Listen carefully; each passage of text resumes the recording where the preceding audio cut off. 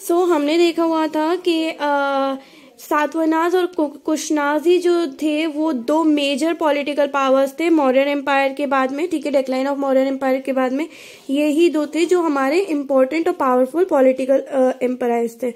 इसके बाद में गुप्ता पीरियड जो है वो अराइव हुआ, जिसके जो रूलर थे ये श्री गुप्ता थे, ठीक है, इनका नाम श्री गुप्ता था।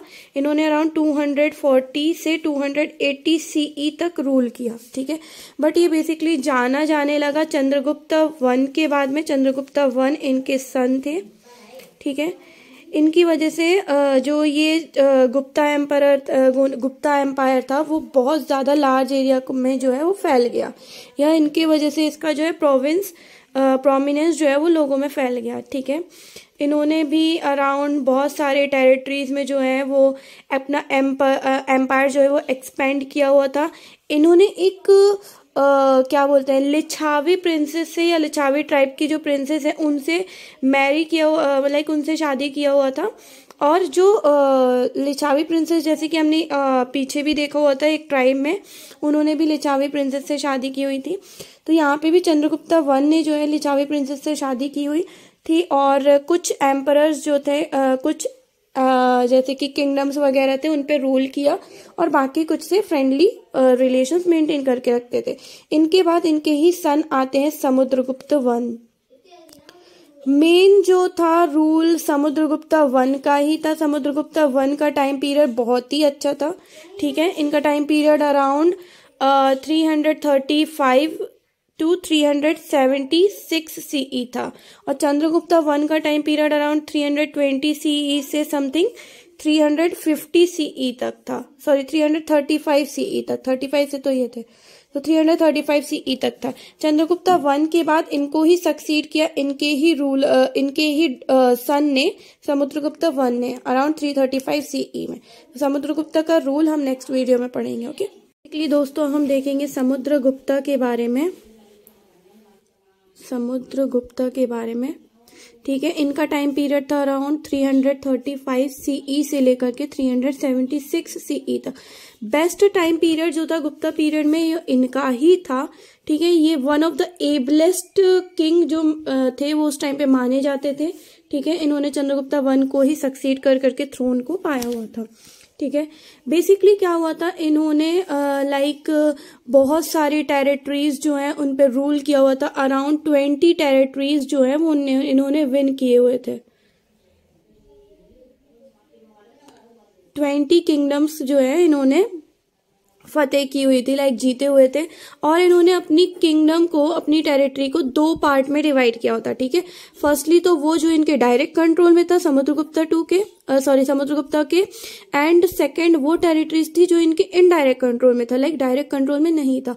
उसमें डायरेक्ट कंट्रोल कोई और करता था, जैसे कि मान लीजिए इनने कुछ किंगडम्स जो थे वो इन्होंने जीते हुए थे, बट वहां के ही जो नेटिव किंग थे उसी को वहां का रूलर बना दिया था, ठीक है। बट वो इनके अंडर में ही वर्क करते थे, इनके अंडर में डिसीजंस लेते थे। इसलिए इनको जो है नेपोलियन ऑफ इंडिया बोला जाने लगा था, ठीक है। और इनको बेसिकली आर्ट एंड क्राफ्ट का भी बहुत नॉलेज था, या ये बहुत ज्यादा इंटरेस्टेड थे। ये खुद भी एक म्यूजिशियन और पोइट थे, ठीक है। समुद्रगुप्ता वन, इनको बहुत इंटरेस्ट था। ये लॉर्ड शिवा के बहुत बड़े भक्त होते थे, मतलब थे। तो इन्होंने ये बुद्धिस्ट को भी बहुत ज्यादा इज्जत देते थे। इन्होंने बुद्धिस्ट को उनका मॉन्क बनाने की भी इजाजत दी थी, ठीक है। मतलब इनका बेसिकली जो किंगडम था वो ओवरऑल बहुत ज्यादा एरियाज में फैला हुआ था। इन्होंने वेस्टर्न एरिया में, ठीक है, और ईस्ट में, नॉर्थ में तो इनका किंगडम था ही, जैसे कि हम ऑलरेडी देख चुके हैं, वो चंद्रगुप्ता का भी था। फिर उन्होंने डेक्कन में भी इनका था ही, ठीक है। इन्होंने बहुत सारे 20 किंगडम और 20 टेरिटरीज में जो है वो विन किया हुआ था, अपने अंडर में किया हुआ था। सो इनको नेपोलियन ऑफ इंडिया कहा जाता था। फिर इनके बाद इनको ही सक्सीड किया इनके ही सन ने, जिनका नाम रखा गया था चंद्रगुप्ता टू, ठीक है। हम चंद्रगुप्ता टू के बारे में नेक्स्ट वीडियो में पढ़ेंगे, ठीक है। अभी हमने देखा था समुद्रगुप्त के बारे में, अब हम देखेंगे इनके ही सन चंद्रगुप्त टू के बारे में, जिनका टाइम पीरियड था अराउंड 300 सीई टू 414 सीई, ठीक है, ये इनका टाइम पीरियड था।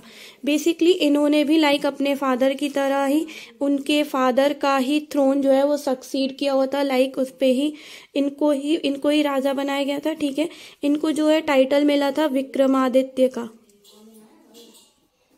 ठीक है, कहा जाता है कि चंद्रगुप्ता 2 के जो कोर्ट में 9 जेम्स हुआ करते थे, नवरत्न बोलते थे जिनको, 9 जेम्स ऑफ हिस कोर्ट। ठीक है, जो बहुत बड़े स्कॉलर्स होते थे, अपने अपने आर्ट और कला फील्ड में जो है वो बहुत ज़्यादा होनहार होते थे। ठीक है, कालिदास भी इनके एक जेम में से ही एक माने जाते हैं।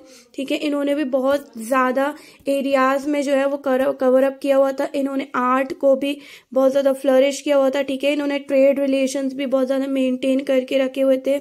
लाइक ट्रेड रिलेशंस जो है बेसिकली इजिप्ट और रोम के साथ में इनके बहुत अच्छे मेंटेन रहे। और इन्होंने बहुत सारे जो है वो गोल्ड कॉइन्स को भी इश्यू किया हुआ था। ठीक है, इनके टाइम में जो है बहुत ज़्यादा गोल्ड कॉइन्स भी चलन में थे। सो बेसिकली इनका जो टाइम पीरियड था वो हमारे इंडिया में जो है बहुत ज़्यादा प्रॉस्पेरिटी लाया। ठीक है, बहुत ज़्यादा प्रॉस्परस था। इसके बाद हम आगे का देखेंगे, लाइक लेटर गुप्ता पीरियड क्या हुआ। ओके, सो बेसिकली दोस्तों हमने देखा था चंद्रगुप्ता 2 के टाइम पीरियड के बारे में। चंद्रगुप्ता 2 के बाद इनके ही सन जो थे वो कुमार गुप्ता, उन्होंने थ्रोन संभाला अराउंड 415 टू 455 सीई इन्होंने रूल किया। ठीक है, इन्होंने भी थोड़ा बहुत इन्वेशंस वगैरह रोके या थोड़ा बहुत प्रोटेक्ट करके रखा। बट इसके बाद इनके सन आए स्कंदगुप्त। ठीक है, स्कंदगुप्त, इनका टाइम पीरियड था अराउंड 455 टू 467 सीई। ठीक है, इन्होंने भी थोड़ा बहुत अपना रूल लाइक मेंटेन करके रखा। बट बोला जाता है कि स्कंदगुप्त जो थे वो लास्ट गुप्ता एम्परर थे जिन्होंने लाइक जो किंगडम था उसको मेंटेन करके रखा था। ठीक है, इसके बाद जो है इनका जो किंगडम है वो बहुत सारे छोटे छोटे टुकड़ों में टूट चुका था। ठीक है, जैसे कि हम देख सकते हैं लाइक नॉर्थ इंडिया में छोटे छोटे किंगडम्स आ गए थे। फिर चालुक्यास और पल्लवास जो थे, चालुक्यास ने डेक्कन में जो है वो रूल किया हुआ था, पल्लवास ने जो है वो साउथ में रूल किया हुआ था। तो इस तरीके से छोटे छोटे और किंगडम्स डिवाइड हो गए जो कि स्कंदगुप्त जो है मैनेज नहीं कर पा रहे थे। तो ये लास्ट रूलर माने जाते हैं। इसके बाद गुप्ता एम्पायर का जो है वो डिक्लाइन हो गया था। तो हम थोड़ा सा पढ़ेंगे छोटे छोटे जो ये हमारे लाइक रूलर्स वगैरह थे। सबसे पहले तो हम हर्षवर्धन के बारे में पढ़ेंगे। ठीक है, हर्षवर्धन ने भी कुछ जो नॉर्थ इंडिया का जो भी किंगडम्स थे उन पे रूल किया हुआ था। तो हम हर्षवर्धन के बारे में पढ़ेंगे। फिर हम चालुक्यास और पल्लवास के बारे में पढ़ेंगे, लाइक डेक्कन और साउथ का रूल। ओके, इसके बाद फिर इनका तो पूरा ही डिक्लाइन हो चुका था। इनका जो रूल था वो खत्म हो चुका था। एंशिएंट में हमारा ज्यादा नहीं बचे, बस एंशिएंट कवर ही होने वाला है। बेसिकली अभी हमने देखा कहाँ, स्कंदगुप्ता तक। स्कंदगुप्ता के बाद हमारे आते हैं ये हर्षवर्धन।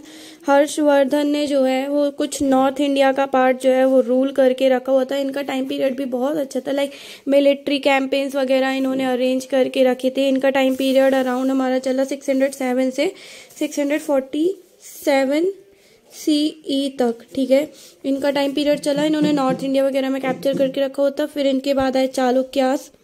ठीक है, चालुक्यास का टाइम पीरियड चला हमारा कुछ अराउंड, सो हम चालुक्यास के बारे में देख रहे थे। चालुक्यास का टाइम पीरियड चला around 6th century to 12th century CE तक इन्होंने रूल किया। ठीक है, इनके बाद आए हमारे लाइक पल्लवास ने हमारा डेक्कन में रूल किया अराउंड, इन्होंने रूल किया 600 टू 668 सीई।